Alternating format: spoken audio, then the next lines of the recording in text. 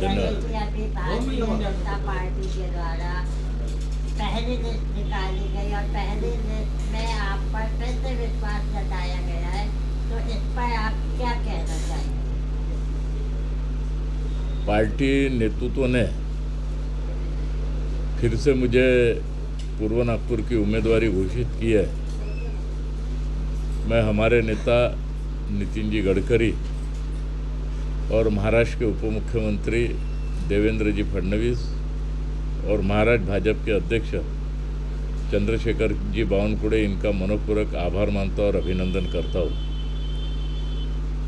पूर्व नागपुर ये 10 साल पहले कैसा था और 10 साल के बाद पूर्व नागपुर कैसा है, क्योंकि कांग्रेस ने 45 से 50 साल पूर्व नागपुर में राज किया, लेकिन पूर्व नागपुर को अंधकारमय के रूप में उन्होंने ढकल दिया था।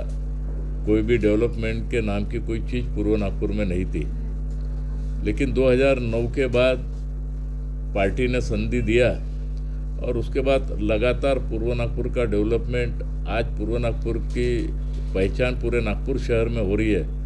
अनेक प्रकार के प्रोजेक्ट, अनेक प्रकार के डेवलपमेंट के काम, मेट्रो हो गया, ब्रिज हो गया, अंडर ब्रिज हो गया, सीमेंट रोड हो गया, झोपड़पट्टी के पट्टे वाटप हो गया, सिम्बासिक हो गया, इस प्रकार के अनेक प्रकार के प्रोजेक्ट अपने पूर्व नागपुर के अंदर लाने का काम हमारे दोनों ही नेतृत्व यानी गडकरी साहब और फडणवीस साहब जी के माध्यम से पूर्व नागपुर का चेहरा मेरा बदला है।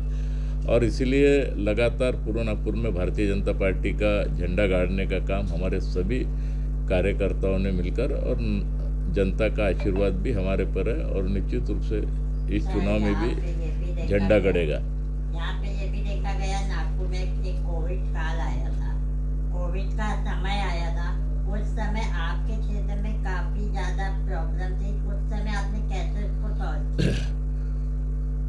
कोविड का काल जिस समय बड़े पैमाने पर पूरे देश में और अपने नागपुर शहर में भी कोविड की महामारी जिधर उधर फैली थी, लेकिन हमारे सभी लोगों ने मिलकर और विशेष करके गडकरी साहब ने बड़े पैमाने पर नागपुर शहर के अंदर जो भी चीज़ की कमी थी, फडणवीस साहब और गडकरी साहब ने मिलकर जो भी चीज़ की कमी थी, ऑक्सीजन की कमी थी तो बाहर से बुला के हॉस्पिटल को ऑक्सीजन देने का भी काम किया। अनेक प्रकार के भारतीय जनता पार्टी के संबंधित सभी संस्थाओं ने नागपुर शहर का कोई भी व्यक्ति भूखा न रहे, इसलिए सभी जगह खाने के स्टॉल भी लगाए थे। हमने भी पूर्व नागपुर के कम से कम 2.5 महीने हमने तुम्हारे पाटीदार भवन के अंदर लगातार हमने दिन भर वहाँ पे खाने के पैकेट हमने तैयार किए। लगभग रोज़ 6 से 7 हज़ार पैकेट हम बना के लोगों तक का पहुँचाने का काम उस समय भी किया। और इसलिए इस बीमारी, भगवान करे कभी ऐसी बीमारी ना आए, और निश्चित रूप से जो हो सका वो सहकार्य करने का काम हम सभी लोगों ने उस समय किया। सर, आप 5 साल विधायक रहे हैं, 5 साल विधायक रहे हैं आप, 5 साल में से 2.5 साल महाविकास अघाड़ी का रहा है और बाकी आप लोग का सत्ता है। तो इस 2.5 साल में आपने अपने क्षेत्र में कितना काम किया, क्या क्या काम किया?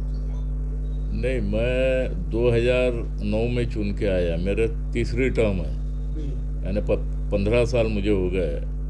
2009 से लेकर तो 2014 तक का तो कांग्रेस की सरकार थी, केंद्र में भी थी और राज्य में भी थी। उस समय जितना विकास करना चाहिए था उतना विकास नहीं कर सका, क्योंकि सरकारी अगेंस्ट पार्टी की थी। लेकिन 2014 में हमारे नेता केंद्रीय मंत्री गडकरी साहब बने केंद्र में, और राज्य में मुख्यमंत्री देवेंद्र फडणवीस जी बनने के बाद 2014 से 2019 और ये 2 साल, इस 7 सालों के अंदर अपन ने पूर्व नागपुर शहर का तो चेहरा मोहरा बदला ही है, लेकिन पूर्व नागपुर का भी विकास के माध्यम से बड़े पैमाने पर चेहरा भी बदला है। विकास के डेवलपमेंट के भी काम बड़े पैमाने पर हुए, क्योंकि पूर्व नागपुर में 50 साल से कांग्रेस का ही राज था। उन्होंने अंधकार में पूर्व नागपुर को छोड़ा था कि यहाँ तक का जो महिलाएं अपने सर के ऊपर घघरा लेकर कुएं में पानी भरने जानी थी, वो भी उनको लाज शर्म कभी आई नहीं कि अपन ने ये प्रॉब्लम हल करना चाहिए। लेकिन आज मैं आपको जाहिर रूप से बताता हूँ कि पूर्व नागपुर में अपन ने 98 टन के टैंकर मुक्त कर दिया। टोटली टैंकर मुक्त कर दिया। तुमने अगर पूर्व नागपुर घुमा होगा तो 10 साल पहले का पूर्व नागपुर कैसा था और आज का पूर्व नागपुर कैसा है, ये आपके आंखों के सामने दिख रहा है। और निश्चित रूप से लोगों का भी आशीर्वाद हमारे पे है। महाविकास आघाड़ी सरकार ने अभी तक अपनी चुनावी लिस्ट जारी नहीं की है, वहीं आपकी गठबंधन सरकार ने लिस्ट जारी कर दी है। इस पे आपका क्या कहना है? नहीं, क्या लगता है आपको उनके बीच में कुछ तनाव चल रहा है? कैसा है, 2024 का जो अभी लोकसभा का चुनाव हुआ, इसमें कांग्रेस ने कोणती विधानसभा को टारगेट बनाया था, तो पूर्व नागपुर को टारगेट बनाया था।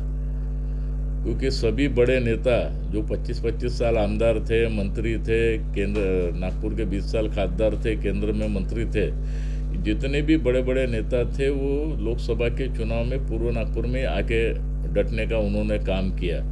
उन्होंने पूरा पूर्व नागपुर को हलाने का काम किया, लेकिन पूर्व नागपुर की जनता हली नहीं और नागपुर शहर में रिकॉर्ड ब्रेक मतदान करने का काम पूर्व नागपुर की जनता ने किया और गडकरी साहब को बड़े पैमाने पर मत मिले। और इसीलिए ये पूर्व नागपुर के अंदर उम्मीदवारी के लिए भी उनको कौन लड़ेगा कौन नहीं लड़ेगा, क्योंकि जो लड़ने वाले थे वो सब साइड ट्रैक हो गए लीड देखकर। और इसीलिए जो भी लड़ेगा उसकी भी हमको चिंता भी नहीं। अब कांग्रेस का तो शुरू से ही ऐसा उनका धोरण ही रहता है कि जब तक उम्मीदवार के हाथ में बी फॉर्म आता नहीं, जब तक वो खुद को भी ऐसा ही महसूस करता है कि मुझे मिलेगा क्या नहीं मिलेगा। और देखिए अभी क्या क्या होता है। अभी जैसे कि आपका चुनाव में नाम आ गया है चुनाव लिस्ट में, तो इसको लेकर आगे क्या तैयारियां चालू है?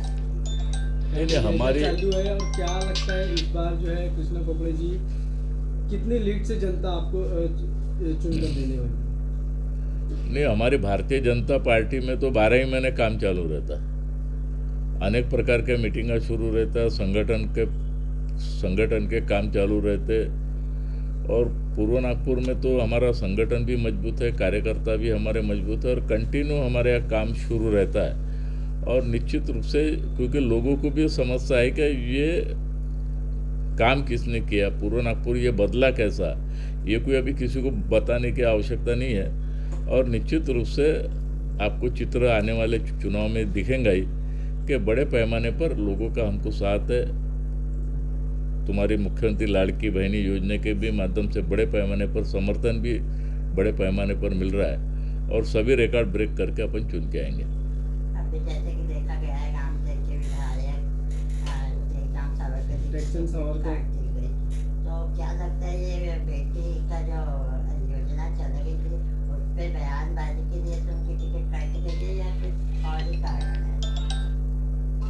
कैसा पार्टी ये महाराष्ट्र के अंदर आघाड़ी है, आघाड़ी के अंदर किसी के ऊपर अन्याय भी होता है तो किसी के साथ न्याय भी होता है। ये सच है क्या, इतने सालों से काम कर रहे हुए व्यक्ति के साथ भी कभी कभी अन्याय हुआ तो उसको भी दुख लगता है। लेकिन ऊपर का जो हाईकमान रहता है, ऊपर के जो संयुक्त रूप से जो नेता निर्णय लेते हैं, उनके सामने भी अनेक प्रकार के अड़चनी रहते हैं क्योंकि आखिर सीट चुन के आना चाहिए ये महत्वपूर्ण रहता है, सरकार बनना चाहिए ये महत्वपूर्ण रहता है। और इसीलिए थोड़े फार नाराजी तो रहेंगी और धीरे धीरे ये सब नाराजी दूर हो जाएगी। क्षेत्र की जनता से क्या कहना चाहिए? 20 नवंबर को इलेक्शन है। इस क्षेत्र की जनता से मेरी एक ही अपील है कि सभी लोगों ने मतदान का उपयोग करना चाहिए। क्योंकि अपन ने देखा है कि अनेक राज्यों के विधानसभा चुनाव होते, अभी बीच में अपना लोकसभा का भी चुनाव हुआ, अनेक राज्यों में 80% मतदान हुआ, 85% मतदान हुआ, लेकिन अपने नागपुर में 54% के ऊपर मतदान होता नहीं। और इसीलिए लोगों ने मतदान का उपयोग होना चाहिए। एक मतदान से क्या होता है, ये देश की आर्थिक इकोनॉमी बदलने का काम नरेंद्र मोदी जी ने किया, इसलिए देश की आर्थिक इकोनॉमी बदली, आज 4-5वें नंबर पर अपन आए। वो एक वोट देने से काफ़ी उसमें परिवर्तन आया कि देश में भी परिवर्तन आया, राज्य में भी डेवलपमेंट के माध्यम से परिवर्तन आया। और एक वोट से नागपुर का भी चेहरा मोहरा बदला होगा तो एक वोट से बदला है। और इसीलिए लोगों ने मतदान के प्रति जागरूक रहना चाहिए। घंटा 2 घंटे अगर लाइन में खड़े रहे तो कोई फ़र्क नहीं पड़ता, रहना चाहिए, क्योंकि जो मतदान संविधान में जो अपने को मतदान का उपयोग करने का जो अधिकार दिया उसका उपयोग नहीं करोगे तो कोई अर्थ ही नहीं रहेगा। और इसीलिए अपन देखते हैं कि अभी बड़े पैमाने पर लोग भी चुनाव के अंदर कुछ ना कुछ विचित्र प्रकार के आश्वासन देते रहते हैं, और इसलिए मेरी जनता से अपील है कि अपने मतदान का उपयोग 100% करें।